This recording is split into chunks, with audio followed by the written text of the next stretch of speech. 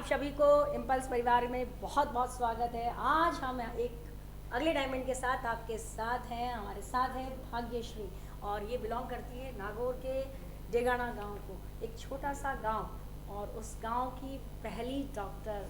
I feel proud to say this.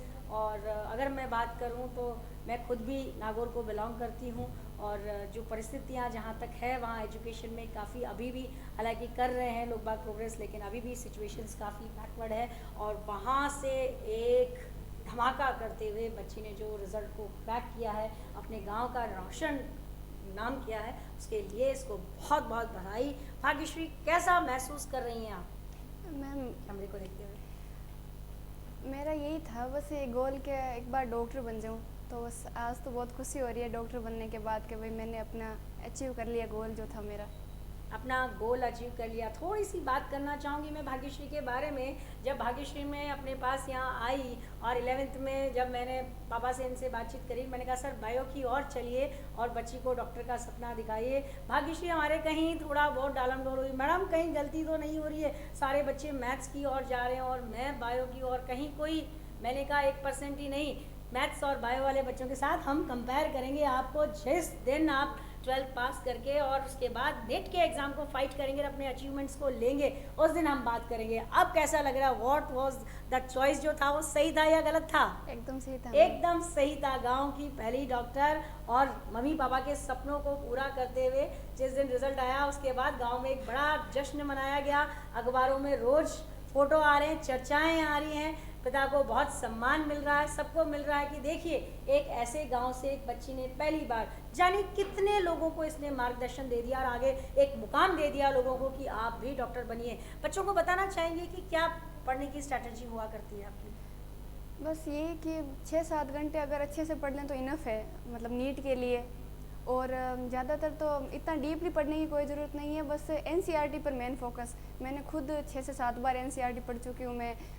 या chemistry की बात करें या फिर बायो की, तो दोनों एनसीईआरटी मैंने अच्छे से पढ़ ली थी। बाकी सर ने कहा था वैसे भी कि वो फिजिक्स की एनसीईआरटी इतनी मायने नहीं रखती, क्योंकि वो सर बता देते हैं बाकी कि उसमें क्या आता है सुपरफिशियल, और बाकी दोनों एनसीईआरटी मैंने अच्छे से पढ़ रखी थी। एनसीईआरटी को पूरी तरह से फोकस कीजिए और अपने रिजल्ट्स की ओर बढ़िए।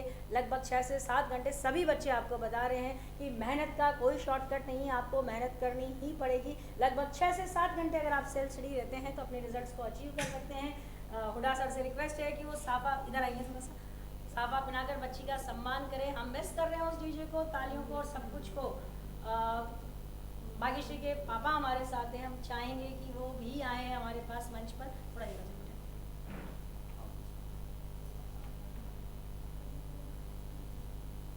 बहुत ही गौरवान्वित महसूस करते हुए साहब बताना चाहेंगे हमारे दर्शकों को कि कैसा महसूस कर रहे हैं बिटिया के इस अचीवमेंट पे? बहुत अच्छा हुआ, सपना ही बन गया, सपना मिल जाए। कभी सपने में भी नहीं सोचा था, ना जागते ना सोते, कि बच्ची डॉक्टर बनेगी, गांव में इस तरह का होगा।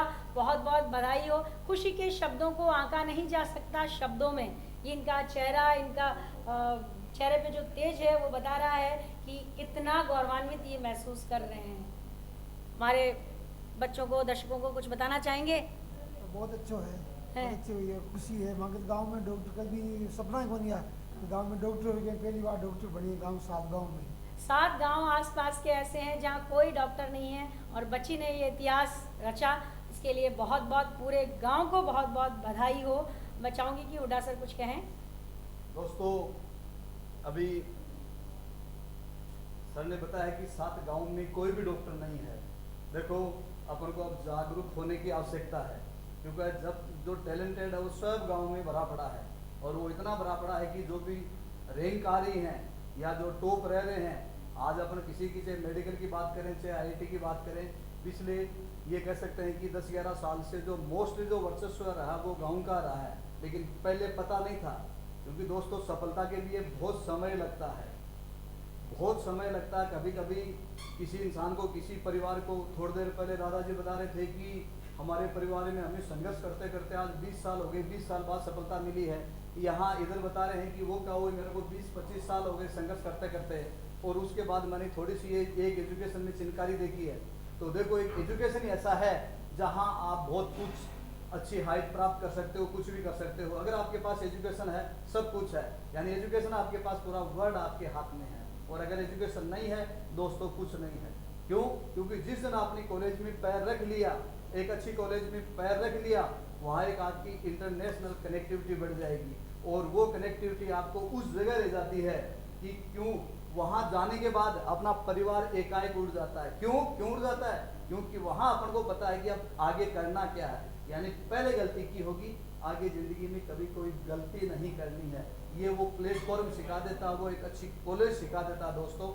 इसलिए सबसे पहला काम एक ही है, वर्क एक ही है कि उस कॉलेज की ओर अपन को ध्यान होना चाहिए कि ये कॉलेज, इस कॉलेज में मेरे को जाना है या ये कॉलेज है। और मैं ये कह सकता हूँ कि पहले प्रैक्टिकली देख ले कि कॉलेज होती कैसी है। और दोस्तों एक बार उस मेडिकल कॉलेज की या कहीं भी IIT में, कहीं भी DU में, कहीं भी जाते हैं, और अगर एक बार पहले बच्चा देख ले कि यार ये कॉलेजें ऐसी हैं, उसके बाद उसमें अपने आप ही ऊर्जा आ जाती है। और लगभग हम ये कह सकते हैं कि हमें उस मोटिवेशन से उस कॉलेज के हम दर्शन जरूर दिला देते हैं, बच्चे को क्लासरूम में दिला देते हैं। इसलिए भाग्यश्री बहुत सारे धन्यवाद हैं जो किया है। और आपके पापा ने किया है वो एक अकल्पनीय, एक का नहीं है। एक और बता दो, अभी जो भाग्यश्री का छोटा भाई है उसका दिल्ली यूनिवर्सिटी के अंदर एडमिशन हुआ है और 99.67% उसके आए हैं इसमें PCM के अंदर। और सबसे टॉप कॉलेज आज उसको मिली है।